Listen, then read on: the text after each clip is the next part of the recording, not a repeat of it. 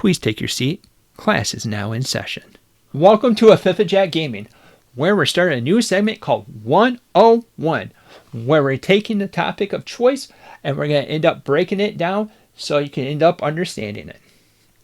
And I was talking with my friend OmniDog over at OmniDog's Vault, link down in the description down below, and he was having a hard time trying to figure out the characters from Daniel Warner Johnson's Transformers, specifically the first trade. So this video is going to end up covering that first trade. Thank you, OmniDog, for the awesome idea. And here we are. We're going to be running with it. So what we're going to end up doing is we're going to have a character that we're going to end up breaking down. This is going to be as they come out of the book. And we're also going to have a picture of when they first come out into the book itself. And having a color for their affiliation. Red's going to be Autobots. And this purplish is going to be Decepticons. So if you see purple, Decepticons. And if you see red, that means Autobots. What we're going to end up doing, before we end up going over that, we're going to be talking about our channel affiliate, Organic Price Books, where you can end up picking up the deluxes of these that's coming out. That's going to have 2 different covers. You can end up ordering that from Organic Price Books. Use the discount code of Jack to save $2 off. If you happen to have 4 or more books, you can use the code Jacking Together to save 5% off your entire order instead. Orders of $30 or more ends up getting free shipping. So it's a nice way to be able to help us out while helping yourself out. We greatly appreciate OPB hooking us up with a nice code to be able to help you guys out with the codes as well. It's an evergreen code where you can end up using that whenever you end up wanting. Alright, so let's talk about the topic of choice right now. We're talking about a bunch of bots. We're a bunch of them. We have 20 of them all together. So what we're going to end up doing, we're going to try going as quick as we can, as efficiently as we can. I'm going to have timestamps down below of which characters that we end up breaking down and where you can end up finding them. That way, if you're reading the book, you can end up going straight over to the character that you end up wanting and be able to have that timestamp for it. This is a reference that you can end up using while you're reading the book or before you end up getting into the book. With that said, here we go. All right. Coming out of the gate, it's going to be our first bot, and that's going to be Jetfire. Jetfire is an Autobot, but he didn't start as an Autobot.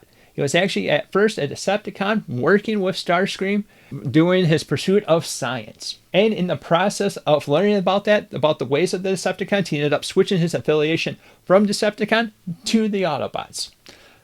At first, this ended up having a little bit trust issues with the other Autobots that's on the team because they were wondering if he's going to be a double agent and be flipping the sides. But later on, Jetfire ended up proving himself. He's a very compassionate character, but he could come off a little bit cold because he's more facts first.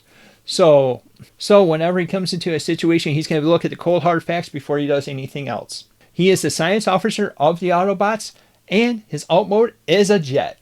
Big shocker there with the name of Jetfire. Next bot up is going to be a Decepticon named Starscream. This is probably one of the most knowable characters that you end up having, and is a character that's always trying to challenge Megatron for the leadership. However, he's one of those that sneaks back in the background, or if he is in charge and he happens to do something wrong, he ends up pushing the blame onto someone else or something else. So accountability is not his strong suit, but he's a very high trained. He's one of the most incredibly skilled Decepticons that they have, and has that high ambition, which tends to end up getting him into trouble. He's also the leader of the Seekers, which if you don't know what the Seekers are, they are a bunch of jets that end up having the same chassis, the same paint or different paint job, different personality, and different abilities. Starscream ended up taking the leadership because of how skilled that he is. Next up, this is probably going from the least most trusted character to the most trusted character is in Bumblebee. This is also going to be a classic case of, it's not the size of the dog, it's the fight that's inside the dog. Because he's a wee little guy, has a big warrior heart where he's not going to be backing down from any fight. He'll go over and do rounds against Megatron or any of the bigger bots that's out there. However, this is also one of those characters that you're going to end up seeing that's a little bit different across the medias. You can end up seeing him being a Volkswagen Beetle, all the way to being a Camaro, where you end up seeing that in the Michael Bay universe. It's also important to say that he might be a little bot, but he's also the first one that goes out scouting, trying to find resources or trying to be able to seek out other ways to go over with it. The next Autobot that we're going to have on the list, which is bot number 4, is going to be the Autobot. The Autobot, when you ever think about this. This is probably the one character that you could be telling right off the get-go who he is and what he does. This is going to be Optimus Prime, the de facto leader of the Autobots. He ended up starting as a dock worker as Orion Pax, and in the process of the Decepticons or Megatron coming over and actually destroying him, he ended up getting rebuilt and be endowed with the matrix of leadership, making him into Optimus Prime that we know him now. The matrix of leadership, we got to end up touching that real quick, has the wisdom of the previous primes before him. It's also a device that can end up being open to release that wisdom to be able to light the darkest hour of all Transformers. Back to Optimus Prime, though.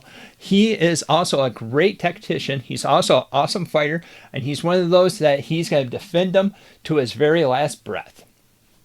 Most notable with the ion cannon, he's a very marksmanship that comes over with it and has the unique ability of being able to change one of his hands into an energon axe to be able to be an awesome in the melee. His main alt mode is going to end up being a semi-truck, early on being more like a Peterbilt, but as we got later on in the series, it kind of ended up changing over with it, different ones. So different eras ended up having different versions of a semi-truck.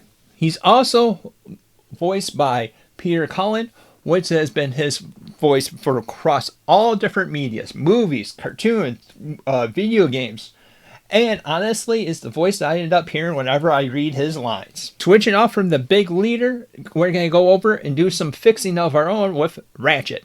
Rachet is an Autobot, but he's also the medical officer of the Autobots.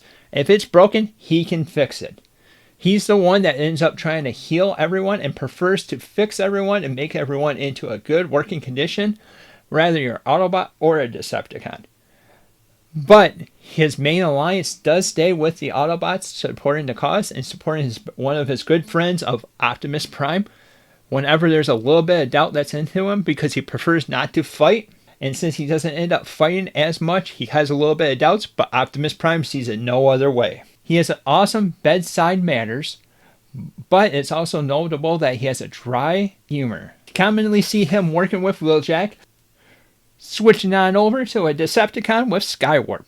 This is one of those Seekers. This is one of those that has the same body frame as the Starscream. However, the big thing that is a little bit different is that his big power is that he teleports. And he's also not the brightest crayon out of the box, because he ends up having to be constantly supervised to make sure that he stays on task. And in the downtime tends to end up going over and doing immature pranks on his fellow friends and everyone in the groups that goes over with it, to a degree where it ends up causing a little bit of ruckus with one another. Or who is the most trusted by Megatron, and that is Soundwave. Soundwave has a unique ability that in his chest he has these little mini cassettes that he can end up sending out. He has various different ones that have different tasks, and we're going to end up seeing those down later on this list. He is also the communications expert of the Decepticons. Boombox mode is made for espionage in mind. What's also super unique is he's one of those Transformers that normally has the little computer-like voice that comes over with it. Coming in at number 8 is Wheeljack. He's always seen to be tinkering on something, always trying to make the technology for the Autobots better. However, most of those projects end up blowing up into his face, and I would say probably has about a 60% failure rate. But once they end up going, it's amazing. He's most notable working with Rachet. He ends up trying to figure out ways to make the stuff better for the Autobots. He also has a very distinctive face looking like across all different universes, except for the movie, which was kind of a little bit more nerdy, I guess, is a way to be able to say it. But his alt mode is going to end up being a car, and is a lovely addition to the Autobots. Coming at number 9 is going to be Ravage. This is one of those mini cassettes that comes out of Soundwave. So this is going to be one of the most reliable ones that comes over with that. It has an unraveling belief in the Decepticon's cause. He hides himself in the shadows, waiting for that perfect moment to strike with some great accuracy. His name is synonymous with stealth. When you think stealth, you think of Ravage sneaking around. It's one of the mini cassettes that's in the thing and has the shape of a dog. Next up is probably the second, or maybe the most notable of the entire group of the Decepticons, is going to be Megatron. This is the leader for the Decepticons. He ends up ruling with power and terror. He is the founding member of the Decepticons and believes in the other Transformers betrayed their proud heritage by demanding of peace and cooperation with the weaker of the life forms.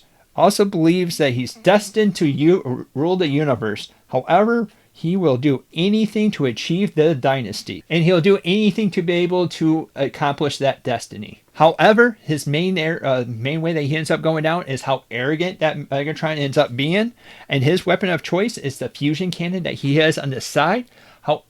Like Optimus Prime, he has the ability to change one of his hands into an Energon. I don't think it's Energon, but it ends up changing over with it. But it ends with an Energon mace. Coming at number 11 is going to be Cliffjumper. This is another wee little Autobot that they have. This guy is a shoot now, ask questions later of a character. He hates Decepticons, and whenever he has the opportunity to fight them, he will. With that said, he doesn't quickly believe into the Autobot cause, but he's quick to point fingers and call other bots out before seeing any kind of evidence. This is one of the characters that ended up having a little bit doubts when Jetfire ended up switching over, but he was later ended up coming over with the cause. He definitely has that headstrong mentality and normally ends up getting himself into trouble. Rumble is a Decepticon that is a demolition expert, and is also another mini-con that's in Soundwave's chest. He loves nothing more than breaking things apart. With his arms, he could transform into powerful power pile drivers that, when pounded against the ground, it could cause earthquakes and other fissures. He's a basic street punk, small, but always acting, though, as a tough guy. Quick-tempered and generally mean disposition of a personality, and tends to toss out taunting rhymes at the enemies. Number 13 is going to be another minicon with Lazerbeak. Not usually found on the front lines of battle, but has chosen the role of being more of a spy type of a character, lurking in the unseen corners and inconspicuous perches, snatching up any kind of information that he could pick up to be able to go back over to report to either to Megatron or Soundwave. Well, that's what it is most of the time. And occasionally it plays the role of an assassin, where it strikes quickly at an unsuspecting and particularly vulnerable targets, and then vanishes in a flash following the chaos from that attack. It prefers the hide and seek technique at its core, and Lazerbeak is normally seen as a coward because it doesn't want to end up going over into the fight. It wants to take the information and just run away. Lazerbeak is a flying, but it's the shape of a bird. Next bot up is going to be an Autobot found in Jazz. Jazz is another Autobot that has an alt mode of car, and is the second hand to Optimus Prime, where you end up having Bumblebee on one side and you have Jazz on the other. Jazz is a special operations officer. However, it is known that he has the ability to change plans on the fly. If you have something that goes awry, he ends up figuring out something else to go over a different way. His high energy, outgoing personality makes him one of the fan favorite characters.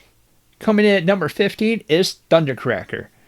He claims the skies as his battlefield of choice. He looks down in contempt for those who can't end up leaving the ground, or which he considers them being lesser beings. He will often attack the flightless beings below him, and no other reason, just to satisfy his scorn.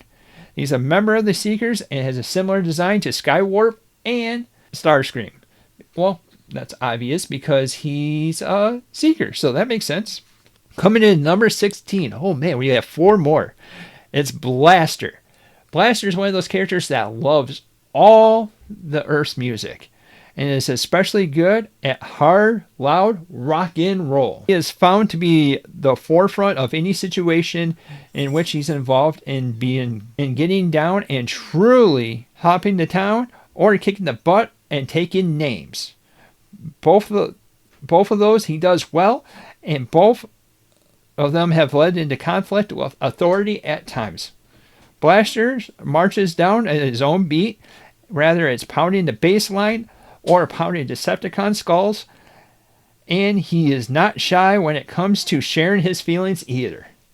He also has his own mini Decepticons, like Soundwave, but however, they're Autobot. Coming in at number 17 is Frenzy.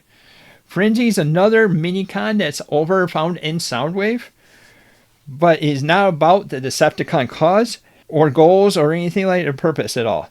It's about violence. Frenzy is about the violence that the Decepticons cause, and that's why he goes over with it. He has the violence, fear, destruction, and the mayhem that the Decepticons cause. Despite this, his small stature, he can lead the charge into a battle against bots many times his size. Screaming for destruction with his microchip of being, a single-minded obsession of him is hard to associate with the personality. He and his brother Rumble, which Rumble backs up Frenzy whenever needed. Frenzy's Maniac Attack, aka Battle Cry, a sonic produced by the special drums in his torso, can end up disrupting energy flows, resulting into a bunch of mechanical malfunctions and balance issues, making him difficult to get close to in combat. So his other form, and also Rumble's form, is more of like a bot when they're transformed. That wraps up the final Decepticon. Going back over to the next bot of choice, which is a Decepticon named Reflector, whom is 3 bots all together. So these are mini little bots that are together that forms one big bot. You have Specto, Spyglass, and Viewfinder. They combine together to form the alt mode of a camera, which specialize in taking pictures. These bots like to learn about the dark secrets of their allies and to gain any kind of advancement of their own. So this is going to be one of those characters that's going to be more espionage style. Coming at number 19 is Arcee. This is very unique because this is one of the few female Transformers where you would like to say it commonly has an alt mode of a motorcycle or a car. Normally is found what she ends up doing. She's also a great hands-to-hand fighter, sharpshooter that the Autobots have to offer. She also has a compassionate towards the humans of Earth. In the final bot that we're going to be covering, but definitely not the smallest, is going to be Devester. This is a combiner. So Devester is a combiner. Combining 6 different bots that they have all together that comes over to form one big bot. This is also the biggest bot that you end up seeing that's in the book. This is going to be headlined by Scrapper, who is the leader, Hook, Bone Crusher, Long Haul, Mixmaster, and Scavenger. Their alt modes ended up going to various construction things, ranging all the way from a cement mixer all the way to a bulldozer. However, when they come over and go with Devastator, he devastates. He ends up destroying everything he comes over with it, and it's the big powerhouse that Megatron normally ends up leading with it. He's normally a person that has the high arrogance of like Megatron ends up doing one together. However, it could end up being broken off from being the combiner to being all of the little bots. Devastator ends up taking very, very much power to be able to end up taking over any kind of a role with it, and honestly is probably the most powerful next to Megatron to be able to be of a Decepticon. With that wraps up our entire cause of the Transformers. That ends up taking the entire roles that you end up finding throughout the entire volume of this. This is taking all 20 characters and how you end up seeing them along with their faces, and this is going to be a great introduction that's going to go over with that. Let us know down into the comments of what you end up thinking and if this is going to end up helping you. I know this is a little bit longer video and I apologize for it, but there's a lot of material that we ended up having to cover into this, and it's definitely something that I think it's going to end up helping you guys out to be able to be with the Transformers. I would also like to take this moment to thank Amidog for this awesome idea to be able to run with it, and ended up going with this entire new breakdown with it. And if there's a group that you figure that we should try breaking down, let us know down in the description down below. Description. God dang it, I keep on doing description. Let us know down in the comments down below, and who knows, that might be the next 101 that we end up covering. And if you're liking the content we're putting out, like, subscribe, and hit that little bell icon to be notified whenever we come out with new content. And remember, if you're planning on picking up the deluxe of this, go visit Organic Price Books, where you can use the code Jack to save $2 off. Or if you have 4 or more books, you could put the code Jacket together to save 5% off your entire order instead. And thank you guys for watching. And until next time, roll out.